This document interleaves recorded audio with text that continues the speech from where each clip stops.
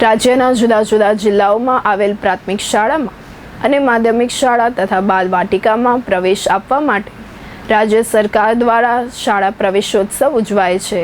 10મા શાળા પ્રવેશોત્સવ દરમિયાન વાગડ વિસ્તારના રાપર તાલુકાના જુદી જુદી શાળામાં શાળા પ્રવેશોત્સવ ઉજવાયો હતો, જેમાં રવ ગામે ધારાસભ્ય વિરેન્દ્રસિંહ જાડેજાના હસ્તે શાળા પ્રવેશોત્સવ આપવામાં આવ્યો હતો। સમગ્ર વ્યવસ્થા શાળાના આચાર્ય નરેન્દ્રસિંહ જાડેજા દ્વારા કરવામાં આવી હતી। આ સમયે અનેક રાજકીય તથા સામાજિક પદાધિકારીઓ ઉપસ્થિત રહ્યા હતા।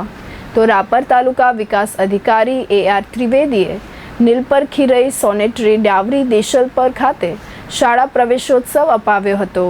ધારાસભ્ય વિરેન્દ્રસિંહ જાડેજા અને તાલુકા વિકાસ અધિકારી AR ત્રિવેદીએ ઉપસ્થિત વાલીઓ અને વિદ્યાર્થીઓને શિક્ષણ મેળવવા માટે જણાવ્યું હતું કે આજના આધુનિક મોબાઈલ યુગમાં શિક્ષણ વગર બધું જ નકામું છે।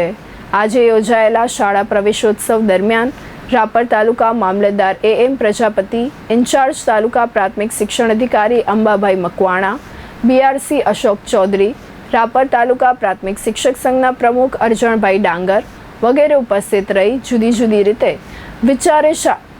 જુદી રીતે શાળાઓમાં પ્રવેશોત્સવ કરાવ્યો હતો।